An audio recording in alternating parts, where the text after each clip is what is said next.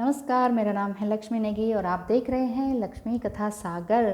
तो लक्ष्मी कथा सागर में महाभारत में क्या चल रहा है, आदि पर्व, चंद्रवंश का इतिहास, कुछ पॉइंट्स मैंने बनाए हुए हैं संस्कृत और उसको पढ़कर कुछ निचोड़ हैं जो कि आगे भी काम आएंगे।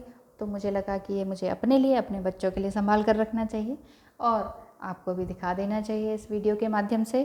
तो आप सभी का, यूट्यूब बनाने वालों का और आप सभी देखने वालों का बहुत बहुत दिल से स्वागत है, नमस्कार है आप सभी को। चलिए शुरू करते हैं।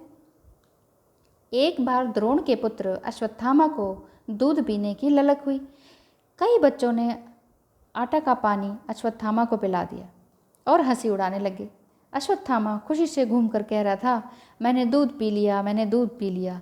इस पर लोगों ने कहा कि धिक्कार है द्रोण को, जो धन का उपार्जन नहीं करता। इस पर द्रोण की बुद्धि स्थिर न रह सकी। वे सहायता के लिए मित्र द्रुपद के पास गए, पर द्रुपद ने भी उन्हें जलील कर दिया कि मैं तुम्हारा मित्र नहीं हूँ। हाँ, अगर चाहते हो तो मैं तुम्हें एक रात का भोजन दे सकता हूँ। अभी हमने पिछले वीडियो में यही पढ़ा कि द्रुपद और द्रोण का किस तरह से अपमान की वार्तालाप है ना। तो इसमें भी यही है आगे बढ़ के कि जो गरीब है वो अमीर का मित्र नहीं बन सकता, कभी भी नहीं बन सकता, ना पहले हुआ इसीलिए आज तक भी नहीं हो रहा। तो और इसमें ये बात सीखने को मिलती है कि जो मुखिया अपने बच्चों को भूखा रखता है तो उसे धिक्कार है। ऊपर से ईश्वर और हमारे एंसेस्टर्स भी कहते हैं कि तुम्हारा कर्म इतना गिरा हुआ है कि तुम अपने परिवार के लिए ही धन उपार्जन नहीं कर सकते और दूसरे के घर मांगने जाते हो। जब भी आप हाथ फैलाने जाते हैं तो आपको इस तरह की कटुवाणी सुनने को मिलती ही है। यदि आपने इस चीज़ को झेला है गृहस्थ जीवन में तो आपको समझ आएगा कि ये क्या कह रहे हैं। आगे चलते हैं। निषाद राज यानी कि मत्स्य हिरण्यधनु का पुत्र एकलव्य द्रोण के पास धनुर्विद्या के लिए आया, लेकिन छोटी जात का होने के कारण द्रोण ने मना कर दिया। तब एकलव्य ने गुरु की मूर्ति के सामने अभ्यास शुरू कर दिया। द्रोण की जान बचाने पर अर्जुन को द्रोण ने ब्रह्मशिर नामक अस्त्र दिया। शिबिका क्या होता है, कहीं पर आया था महाभारत में ही, तो मैंने सोचा इसे नोट कर लें, आपको भी बता दें। शिबिका का अर्थ है स्त्रियों को लाने के लिए एक प्रकार की डोली, जिसे शिबिका कहा जाता है। अच्छा, प्रेक्षागृह या प्रेक्षा भवन किसे कहते हैं? प्रेक्षागृह या प्रेक्षा भवन उत्सव या नाटक देखने के स्थान को कहते हैं। आजकल के रूप में कहें तो थिएटर्स। तत्पश्चात द्रोण ने कौरवों तथा पांडवों को गुरु दक्षिणा के रूप में पांचाल नरेश द्रुपद को कैद कर लाने के लिए कहा। पहले कौरव गए, परंतु राजा द्रुपद की कणवर्ण के आगे बिल्कुल भी ना टिक सके। तब भीम, नकुल, सहदेव और अर्जुन ने द्रुपद पर हमला बोल दिया। द्रुपद के भाई सत्यजीत और अर्जुन के बीच भयंकर युद्ध हुआ, परंतु पांडवों की जीत हुई और उन्होंने द्रुपद को बंदी बनाकर द्रोण को सौंप दिया। तब द्रोण ने द्रुपद से कहा, राजन, मैंने तुम्हारे राज्य को रौंद डाला। तुमने कहा था कि जो राजा नहीं है वह राजा का मित्र नहीं हो सकता, इसलिए मैंने तुम्हारा राज्य हथिया लिया। इसलिए आधा राज्य तुम्हारा और आधा राज्य मेरा।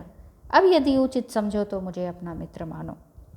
तब राजा द्रुपद ने द्रोण के साथ मैत्री स्वीकार तो कर ली, परंतु द्रोण को परास्त करने के लिए वो शक्तिशाली पुत्र प्राप्ति की इच्छा में पृथ्वी पर इधर उधर विचरने लगे। वही है, जब द्रुपद ने इस तरह से कहा था कि भाई तुम मेरे मित्र नहीं हो सकते, तब द्रोण को ये लगा कि अब मुझे कुछ कर्म करना ही पड़ेगा। कर्म करके इस तरह से वो आए, और लेकिन उन्होंने स्वीकार तो कर ली राजा द्रुपद ने द्रोण की दोस्ती, लेकिन उनके मन में ये इच्छा थी कि अब मैं एक ऐसा पुत्र की प्राप्ति करूं जो कि इस द्रोण को हरा दे। आगे चलते हैं। भीमसेन बलराज जी से गदा युद्ध, खड़ग युद्ध और रथ युद्ध की शिक्षा लेते थे। द्रोण के गुरु अग्निवेश थे और अग्निवेश ने महर्षि अगस्त्य से धनुर्विद्या सीखी थी। पांडवों के बढ़ते शौर्य के कारण धृतराष्ट्र को नींद नहीं आती थी। उन्होंने कणिक को बुलाकर पूछा, मुझे क्या करना चाहिए? तब कणिक ने कहा, राजा को अपने शत्रु को साम दाम दंड भेद से मार देना चाहिए। राजा को चाहिए कि वह अवसर देखकर हाथ जोड़े, आश्वासन दे, आशा बंधाए, बातों से फल की आशा दिलाए, पर उसकी पूर्ति ना करे। राजा अपने हृदय से अहंकार को निकाल दे, चित्त को एकाग्र करे और अपनी गुप्त मंत्रणा को छिपाए रखे, यानी कि अपना जो सीक्रेट्स है ना वो सबसे छुपाए रखे। राजा अपने द्वारा सिद्ध होने वाले दूसरों के कार्य को अधूरा रखे। मित्र या शत्रु किसी को यह पता न चले कि राजा कब क्या करना चाहता है। किसी को किसी बात की आशा दे तो दीर्घ काल तक उसे लटकाए रखे। जब उसे पूर्ण करने का समय आए तो उसमें विघ्न डाल दे। अतः हे राजा, आप पांडु के पुत्रों से अपनी रक्षा करें।